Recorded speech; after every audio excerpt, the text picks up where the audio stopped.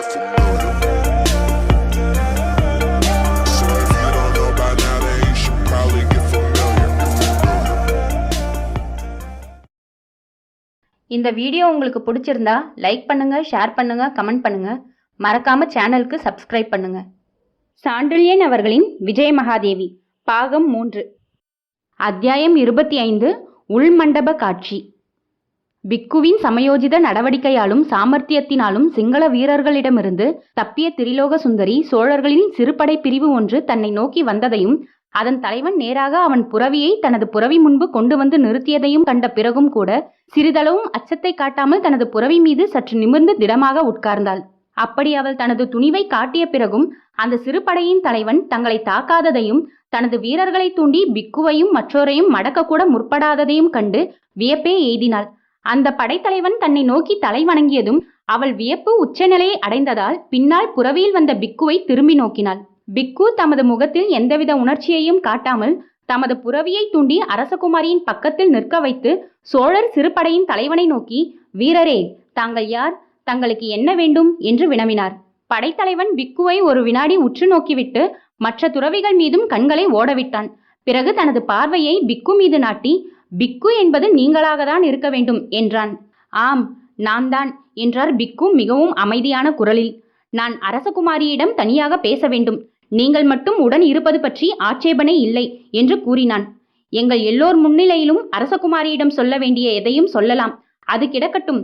நீங்கள் யார் என்று கேட்டேனே, அதற்கு பதில் இல்லையே என்றார் பிக்கு. சோழர்கள் வசமிருக்கும் மகா கிராமத்தின் படைப்பிரிவின் தலைவன் நான்.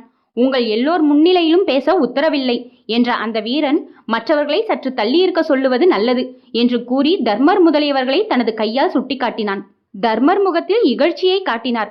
தலைவனே, உன்னுடன் வந்திருப்பவர் 15 பேர்களுக்கு மேல் இல்லை என்று சுட்டிக்காட்டினார். அதை ஒப்புக்கொண்டதற்கு அறிகுறியாக தலையை அசைத்த படைத்தலைவன், அதனால் என்ன என்று வினவினான். இப்பொழுதுதான் 10 பேர் கொண்ட சிங்கள படையை முறியடித்தோம் என்றார் தர்மர். ஆம், பார்த்தேன் என்றான் படைத்தலைவன். பார்த்தாயா? அர்த்தர் வாயை பிளந்தார்.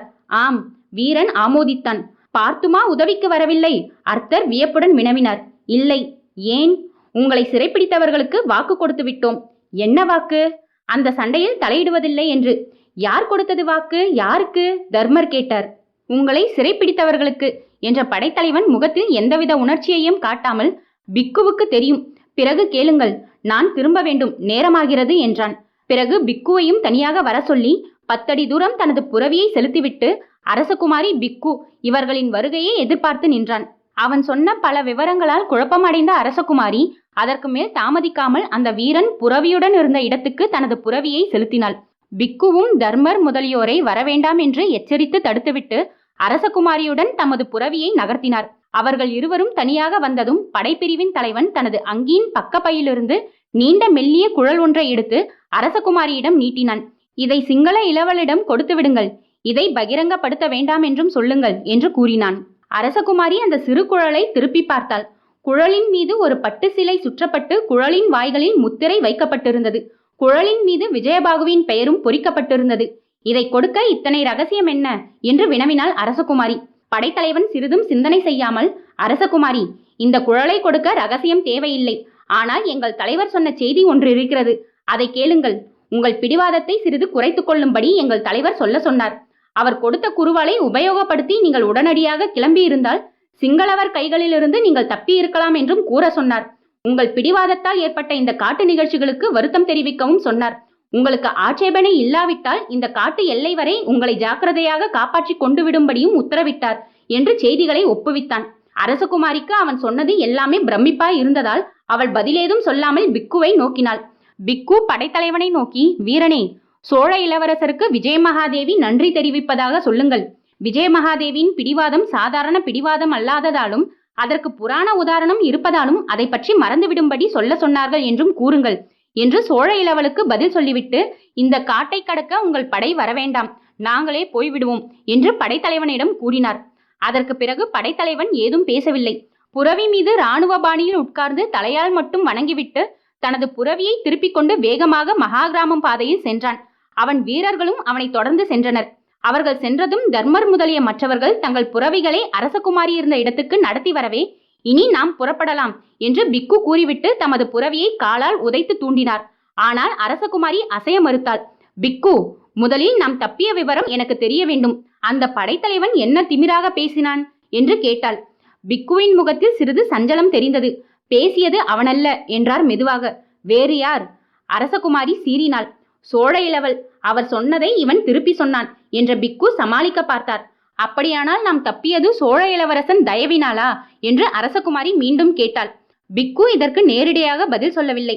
முற்றும் அவர் தயவென்று சொல்ல முடியாது, நமது திறமையும் கலந்திருக்கிறது என்று மெல்லவும் முடியாமல் விழுங்கவும் முடியாமல் தமது பேச்சுக்கு சப்பை கட்டு கட்டினார். காட்டில் எதிரிகளை நாம் முறியடித்தோமா, சோழ வீரர்கள் முறியடித்தார்களா என்று ஒரு கேள்வியையும் அத்தாட்சியாக வீசினார். பிக்குவின் சாமர்த்தியத்தில் சுந்தரி ஏமாறாததால், பிக்கு எதையோ மறைக்கிறீர் என்றாள்.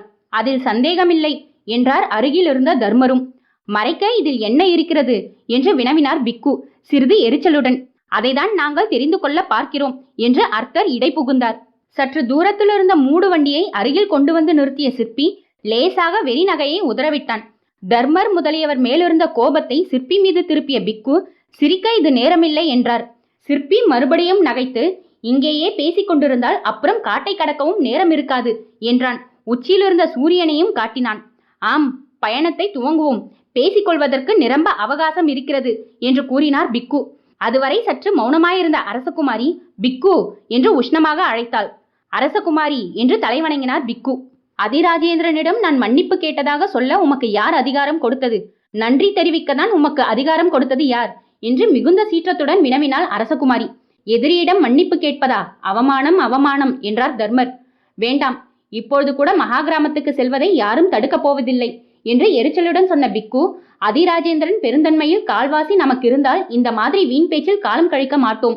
அவன் இஷ்டப்பட்டிருந்தால் நாம் இத்தனை நேரம் இளைய கேசதாதுவின் சிறையில் இருப்போம் என்றும் இகழ்ச்சி மிக்க குரலில் பேசினார். சரி, உங்களை தான் சந்தேகத்தில் வைப்பானேன். நடந்ததை தெரிந்து கொள்ளுங்கள். அரசகுமாரி விஜயன் வந்தாலொழிய கிளம்ப மறுத்ததை சோழ இளவரசனின் வீரர்கள் அவனிடம் சொன்னதும் அவன் வருந்தினான்.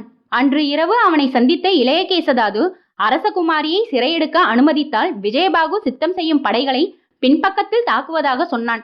முடிந்தால் அரசகுமாரியை கடத்தி செல்ல சோழ வீரர்கள் தடை செய்ய மாட்டார்கள் என்று சோழ இளவரசனிடம் உறுதியும் வாங்கினான். இளையகேசதாது சென்றதும் என்னை கூப்பிட்டு அனுப்பிய சோழ இளவல் நடந்ததை சொன்னான். பிக்கு, அரசகுமாரி என் தயவினால் தப்ப மறுக்கிறாள். இளையகேசதாதுவின் சிங்கள வீரர்கள் அவளை சிறை செய்து அழைத்து சென்றால் நீங்களும் உடன் செல்லுங்கள். உங்கள் தாக்குதலை காட்டுமுகப்பில் நடத்துங்கள். இளையகேசதாதுவின் வீரர்கள் 10 பேர்தான் இருக்கிறார்கள். அவர்களை சமாளிப்பது கஷ்டமல்ல. எதற்கும் எனது வீரர்கள் மறைவில் இருப்பார்கள். அவசியமானால் ஒழிய தலையிட மாட்டார்கள் என்று கூறி எனக்கு அனுமதியும் கொடுத்தார். பிறகு நடந்தது உங்களுக்கு தெரியும். இப்பொழுது வந்த புரவிப்படை நமது போர் நடந்த இடத்துக்கு சற்று தொலைவில் இருந்தது. அவசியமானால் தலையிட்டிருக்கும் என்று நடந்ததை விளக்கினார். இதை கேட்ட தர்மர் வியப்பின் எல்லையை எய்தினார். அதிராஜேந்திரன் மகா உத்தமன் என்றார். என்ன இருந்தாலும் சோழர் குலம் அல்லவா என்று சிலாகித்தார் அர்த்தர். காமரும் மோக்ஷரும் அர்த்தர் சொன்னதை ஆமோதித்து தலையசைத்தார்கள். அதற்கு பிறகு அரசகுமாரி ஏதும் பேசவில்லை. தனது புரவியை நடத்தினாள் தென் திசை நோக்கி. மற்ற துறவிகளும் பின்தொடர்ந்தனர். சிற்பி மூடுவண்டியில் பின்தொடர்ந்தான். அன்று முழுவதும் மறுநாளும் பயணம் தொடர்ந்து நடந்தது. 2 வேளைகளில் ஓரிரு ஜாமங்கள் தங்கியது போக மீதி நேரம் பயணத்தில் கழிந்தது. இலங்கையை அப்பொழுதுதான் பார்த்த திரிலோக சுந்தரி அதன் அழகை, இயற்கை எழிலை பார்த்து மிகவும் மகிழ்ந்தாள். ஆனாலும் அந்த மகிழ்ச்சியில் பூர்த்தி இல்லை. அடிக்கடி எழுந்த மலைகளும் அருவிகளும் ஆங்காங்கு குறுக்கே ஓடிய காட்டு விலங்குகளும் அவளுக்கு பிரமிப்பை அளித்தன. மறுநாள் காலை முதலே எழுந்த சமந்தக்கூட மலை மாலை வரை கண்ணில் பட்டு கொண்டே இருந்தது. தாங்கள் போக போக அந்த மலை உடன் வருவது போல் இருந்த காட்சியில் மெய்மறந்த திரிலோக சுந்தரியை பிக்குவின் சொற்கள் இந்த உலகத்துக்கு மீட்டு வந்தன. அரசகுமாரி, இரவின் முதல் ஜாமத்திலேயே நாம் சிங்கள மன்னர் இருக்கும் இடத்தை அடைவோம் என்றார் பிக்கு. விஜயனை பார்ப்பதிலுள்ள எண்ணம் அவளை பழைய விஷயங்களை, வருத்தங்களை மறக்க அடித்தன. கடைசியாக குறுக்கு வழிகள் பலவற்றை தாண்டி பாழடைந்த மண்டபத்துக்கு முன்வந்த பிக்கு முதலில் புறவையிலிருந்து இறங்கினார். மற்றவர்களும் இறங்கியதும் அரசகுமாரியை இறங்க சொன்ன பிக்கு, அரசகுமாரி, உங்களை மன்னரிடம் அழைத்து வந்து விட்டேன். என் கடமை முடிந்தது என்றார். அரசகுமாரி புறவையிலிருந்து சுற்றும் முற்றும் பார்த்தாள். முதல் ஜாமம் முடிந்து கொண்டிருந்ததால் எங்கும் ஓரளவு நிசப்தம் குடிக்கொண்டிருந்தது. மண்டப வாயிலிருந்த 2-3 வீரர்கள் எழுந்து தலைவணங்கி நின்றார்கள். சூசின் மட்டும் ஒரு தூண் மறைவில் ஒதுங்கி நின்றான். அரசகுமாரி ஒரு வினாடிதான் நின்றாள். அந்த சமயத்தில் அவளை நோக்கி வந்த மூர்சமத் தலைவணங்கி, வரவேண்டும் அரசகுமாரி என்று வரவேற்றான். மன்னர் எங்கே என்று அரசகுமாரி வினாவ மண்டபத்தின் உட்பகுதியை மூர்சமத் காட்டவே உள்ளே செல்ல முற்பட்ட அரசகுமாரியை பிக்கு சற்று பொறுங்கள், உங்கள் வருகையை சிங்கள மன்னருக்கு தெரிவிக்கிறேன் என்று தடுக்க முயன்றார். என்னை யாரும் அவருக்கு அறிமுகம் செய்து வைக்க அவசியமில்லை என்று கூறிய அரசகுமாரி வெகு வேகமாக மண்டபத்துக்குள்ளே நுழைந்து விட்டாள். நீண்ட நாள் பிரிவினால் ஆசை உந்த வேகமாக உள்ளே சென்ற அரசகுமாரி மண்டபத்தின் முதற்கட்டை தாண்டி தூண்கள் இருக்கும் இடம் சென்றதும் அதிர்ச்சியுற்று சிலையென நின்றாள். உள் மண்டபத்தில் எரிந்த கல்தூண் அகல் விளக்கின் சிறு ஒளியில் அந்த தூணிலேயே கட்டழகிய ஒருத்தியை சாய்த்து அவள் மீது விஜயன் நெருங்கி இருந்ததையும் அவள் கழுத்தில் அவன் முகம் புதைந்து கிடப்பதையும் கண்ட திரிலோக சுந்தரியின் தலை சுழல முற்பட்டது.